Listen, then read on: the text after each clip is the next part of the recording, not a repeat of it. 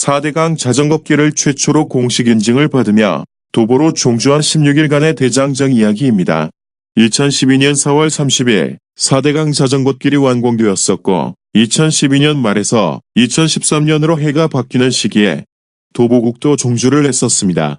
그리고 다음 해에는 입문용 자전거를 타고 국토 종주를 했습니다. 여정을 따라 하루 40여 장 이상의 사진으로 풍경과 만난 사람들의 기록을 남겼었습니다. 첫 번째 날 이야기를 시작합니다. 우리 집은 여의도 63빌딩 옆 아파트이다. 집 앞 한강시민공원에 언제부터인가 국토 종주 자전거길이 생겨났고 수많은 자전거 라이더들이 오간다. 어느 날 한강시민공원의 편의점에서 80살이 넘으신 라이더 한 분과 대화를 해보았는데 인천 서해관문에서 부산 낙동강 하구뚝까지 4대강 자전거길 633km가 완성되어 있고 수많은 사람들이 이 길을 따라 국토 종주에 도전한다는 말을 들었다. 이 길을 도보 여행으로 국토 종주해보자. 첫 여정, 공항철도. 4대강 자전거길 633km의 출발점 인천 서해관문으로 가기 위한 첫 여정은 공항철도를 이용하는 것이다. 평소에 걷는 것을 좋아했다. 9km 거리의 여의도 둘레길 걷기는 평소에 자주 즐기던 일이고 강남역 부근의 직장에도 여의도에서 자주 걸어서 출근했었다. 마침 안식년 휴가가 이 겨울이 가면 끝난다. 안식년 휴가 기간 동안 멋진 도전을 해보고 싶던 처였다. 그래, 동계 국토 종주 도보 여행 도전이다. 검암역 자전거길 출발점으로 가기 위해 도착한 공항철도 검암역은 메탈릭하고 미래적인 디자인을 하고 있다. 오늘 눈이 많이 내리는 날이라 사진이 어둡게 나왔다. 도보 여행을 하는 사람들이 보통 하루 30km를 이동한다고들 한다. 짐이 많은 사람들은 속도가 그 이하로 떨어지곤 한다는데 나는 하루 40km를 목표로 잡았다. 총 예상 소요일수는 16일이다. 국도를 따라 국토 대장정하는 경우 바로 옆으로 달려가는 자동차들로 인해 위험하다는 말을 들었다. 자전거길이면 상대적으로 안전할 것 같다. 77-1번 버스. 이 버스가 검암역과 4대강 자전거길 출발점 서해관문을 연결한다. 옆에 아라타워가 보인다. 이곳 1층에서 4대강 국토종주 자전거길 여행 여권을 판다. 여권의 도장을 쭉 받으며 낙동강 하구뚝까지 간다.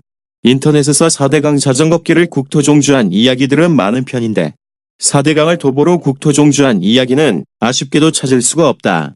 딱 한 사람, 어떤 여자분이 충청도까지 가다만 이야기만 있다.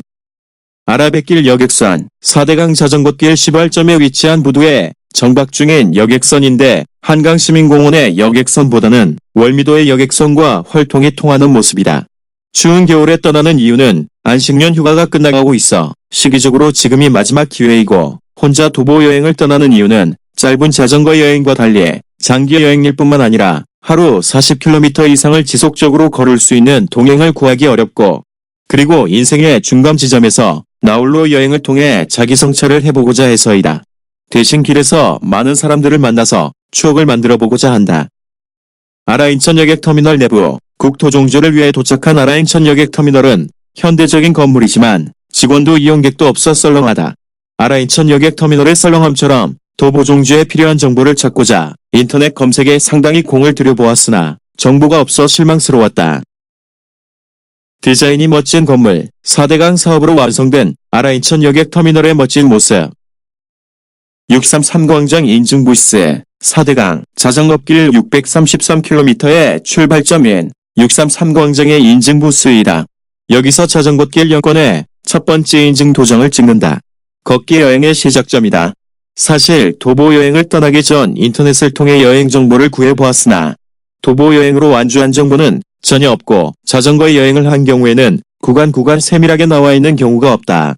자전거 여행의 경우에는 얼마나 빠르게 주파하는가의 도전이라 달리는 중간중간 자주 멈춰서서 정보가 될 만한 내용을 사진에 담아 세밀하게 올리기는 무리일 것이다. 출발 인증샷. 자전거길 633km의 국토종주 걷기 여행 출발점에서의 인증샷. 자전거 여행과 달리 그저 따뜻하게 입었다. 세밀한 여행 정보를 모아서 올려보자. 길에서 만나는 사람들, 숙박업소, 먹거리, 아름다운 경치와 같은 다음에 여행을 하시는 분들에게 도움이 될 정보를 모아서 일별로 정리해보자. 개인의 기록도 되고 다른 이들에게는 정보가 될 포스팅을 해보자. 편한 이동을 위해 필요한 장비는 12개의 주머니에 분산했다. 숙박이 시작되면 더 많은 장비가 필요하겠으나 아직까지는 가능하면 짐을 줄여보고자 했다. 국토종주 스타트라인, 걷기 여행 국토종주가 여기서 시작된다. 여행 계획은 수도권과 경기 지역은 1일 도보 여행 후 대중교통편으로 집으로 돌아오는 것이고 그 이상이 되면 숙박을 시작한다. 아마 4일간은 집으로 올 수 있고 그 이상의 여정은 숙박 여행이 될 것 같다. 4대강 633km 자전거 길은 2012년 4월 22일에 완성. 많은 반대에도 4대강 사업을 추진하셨던 분의 기념물이 조성되어 있다. 4대강 사업 자체에 대해서는 아직도 많은 논란이 있으나 자전거 길에 대해서는 긍정의 목소리가 많다. 정서진의 조형물, 정동진의 모래시계에 대비된다. 국토종주, 걷기 여행의 시발점 정서진에는 꽤 많은 볼거리들이 있다. 소원의 종, 정서진 광장에는 이처럼 소원을 적어 달아놓은 종들이 있다. 자전거 여행의 최고 기록이 2박 3일이고 보통 3박 4일에서 5박 6일까지 다양한 속도 차이를 보인다. 세계 주요 도시의 방향과 거리, 정서진 조형물관에는 세계 주요 도시의 방향과 거리가 표시되어 있다. 파리의 에펠탑에서 서울까지의 거리와 방향을 보고 반가워했던 기억이 난다. 통일이 되어 이런 도시들을 자동차나 자전거, 도보로 여행할 수 있는 날이 왔으면 싶다. 성탄트리, 2013년 새해를 반기는 성탄트리 뒤로 풍력 발전기도 보인다. 아라타워, 23층은 전망대 24층은 레스토랑으로 구성되어 있다. 사전답사 때 24층의 레스토랑에서 런치 메뉴로 크림 스파게티를 먹었는데 아주 작품이다. 물론 사전답사와 여의도 둘레길 걷기 같은 사전 준비가 있었다. 국토종주, 걷기 여행의 출발. 이렇게 끝이 안 보이는 4대강 자전거길을 끝없이 걷고 또 걷는다. 코스로는 하루 40km를 걷게 되는데 실제로는 길을 잃는다든가 숙소를 찾는다든가 하는 등의 이유로 40km를 훌쩍 넘게 걷게 된다. 경인 운하, 첫 번째 도보 여행길인 경인 운하를 따라 걷는다. 633km의 자전거길은 항상 강이 함께한다. 그리고 우회로인 경우에는 국도로 올라서기도 한다. 봉수마당, 자전거길에는 볼거리가 많다. 옛날 봉수대를 재현해놓은 봉수마당이다. 서해 기점으로부터 4km, 정서진의 서해 기점으로부터 서울 방향으로 점점 숫자가 올라간다. 자전거길을 도보 여행한다니까 대단하게 생각하는 사람들이 있다. 그러나 사실 국토대장정과 같이 도보로 내 나라를 여행하는 것이 먼저였다. 최근에 영화 577 프로젝트도 있었지 않은가. 봉수신호 방법, 봉수대를 5개를 준비해서 불을 올리는 개수에 따라 메시지가 전달되었다고 한다. 조선시대 사람들은 많이 걸었다. 과거를 보기 위해서도 걸었고 보발이라고 해서 편지를 전달하기 위해서도 걸었다. 시계광장, 세계 각국의 시간을 표시한 시계광장이다. 왼쪽 앞의 시계는 아르헨티나 부에노스아이레스의 시간이다. 한국걷기연맹 사무총장님과의 대화에서도 그리고 인터넷 검색에서도 633km 자전거길을 도보로 종주해서 인증한 경우가 없다고들 한다. 그럼 이번 국토종주를 마치면 1호의 인증자가 될 수 있겠다. 해볼 만한 가치 있는 도전이다. 범선 놀이터, 두둥실 항해가 시작될 것 같다. 운하 옆에 물을 주제로 만들어진 놀이터의 멋진 모습이다. 반지 모양 전망대. 마치 반지처럼 생겼다. 그리고 전광판이 디스플레이 되고 있다. 4대강 사업으로 강가에 여러가지 볼거리가 풍성해졌다. 국토종주걷기 여행의 좋은 점은 볼거리를 음미하며 천천히 가는 거다. 사실 볼거리를 음미하기는 하지만 천천히는 아니다. 사진도 아주 잠깐 멈추어서 찍는 거고 발걸음은 무척 바쁘다. 다리의 엘리베이터 타워, 4대강 사업 이후 자전거길에는 이처럼 엘리베이터 타워가 붙은 다리들이 생겨났다. 무려 4개의 엘리베이터 타워를 가진 계양대교. 길 잃기, 길 표시가 눈으로 덮여서 못 본 걸까? 길을 잘못 들었다. 지류인 아라천으로 한참 올라가다가 만난 정체를 알 수 없는 수성구조물이다. 뭔지 모르겠다. 사실 자전거길의 표지판이 엉망이다. 라이더들과 대화를 해보아도 먼저 물어보는 게 길 헷갈리지 않으셨냐는 질문이었다. 특히나 갈림길에서는 아주 주의를 해야 한다. 119 비상응급구조함, 비상약품이 있고 위급시 119에 연락하라는 안내문이 적혀있다. 언제나 수고가 많으신 우리의 119. 철새들의 비상, 자전거길을 여행하다 보면 수많은 종류의 새들을 만난다.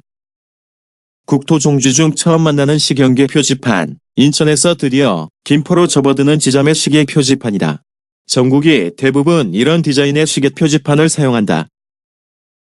두 번째 서대강 자전거길 인증센터 표지판, 보통 3km 전방부터 이 표지판이 서 있다. 그러나 이마저도 일관적이지 않다. 여행 중에 표지판을 보면 무척 반갑다. 서울 시계 표지판, 인천에서 김포를 거쳐 서울로 걷기 여행, 국토 종주를 하고 있다.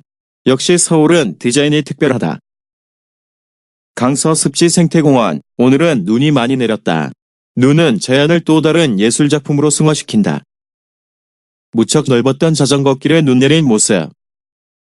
서울의 4대강 자전거길의 기점 표시, 여의도 기점은 여의도를 중심으로 동서로 멀어진다.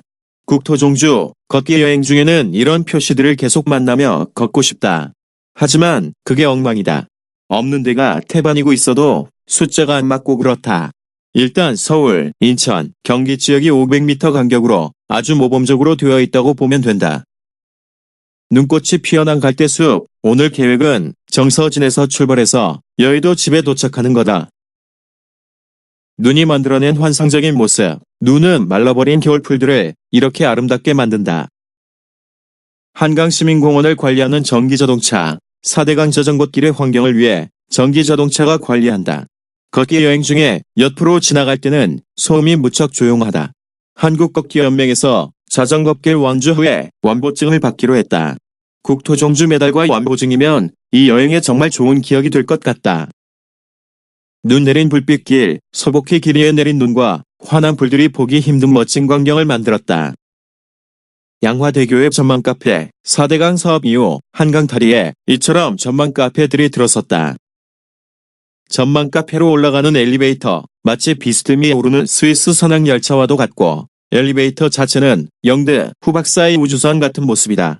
나중에 걷기 여행 국토 종주를 마치면 한번 가봐야겠다. 눈이 펑펑 쏟아지는 모습이 보인다. 여의도 진입, 여의도에는 요트를 타거나 강습할 수 있는 서울마리나 요트클럽이 있다. 사실 우리 동네인데 아직 이용은 안 해보았다. 정박 중인 요트들이 눈을 소복이 맞으며 잠들어 있다. 국회의사당을 뒤에서 바라본 모습. 여의도 순복음 교회 예경, 마치 성을 보는 듯하다. 주말이면 수도권 각지에서 관광버스로 교회에 오신 분들이 하루 종일 예배를 본다. 빛의 카페, 카페 이름이 빛의 카페이다. 카페 옆에 불빛 조형물이 수시로 색깔을 바꾸는데 무척이나 아름답다. 마포대교의 야경, 이 다리는 왕복 8차선이고 또 인도 역시 넓어서 왕복으로 만들어져 있다. 다른 다리보다 2배로 넓다는 말이다. 마포대교는 자살자가 많기로 유명하다. 이렇게 넓은 것도 어떤 심리적인 원인이 되겠지만 사실 다른 다리보다 강물이 가까이 보여 강물이 나를 받아줄 것 같은 느낌을 받아서라고 한다. 도보로 다리를 건너다 보면 생명의 전화와 같은 자살을 막기 위한 노력들이 여기저기 있다. 서울색공원, 마포대교 밑에는 서울을 상징하는 10개의 색으로 만들어진 조형물들이 중심이 된 서울색공원이 있다. 다른 다리보다 폭이 무척 넓고 조명이 되어 있어 우천시나 야간에도 사람들이 많이 모인다. 오늘의 GPS 기록 44.5km를 8시간 31분 동안 걸었다. 인천 서해관문에서 여의도 기점 0.5km까지인데 정상적인 코스라면 37.5km 정도이지만 중간에 길을 잃어 44.5km를 걸었다. GPS 기록에서 중간에 아래로 내려온 부분이 길을 헤매인 경로다. 오늘 기온은 영하 0.8도, 눈이 많이 내린 날, 2012년 12월 29일, 출발 9시 38분, 마감 8시 30분. 이 어플리케이션은 문화체육관광부에서 만든 가람길이라는 앱이다. 목적은 좋은데 사용상 무리가 많다. 먼저 GPS 정보를 받기 위해 무서운 속도로 버린다. 그리고 컨워도 수시로 꺼져서 단시간 사용이 아니라면 비추이다. 다행히 첫날인데 안 꺼지고 기록이 남았다. 감사합니다. 구독과 좋아요, 알림 부탁드려요.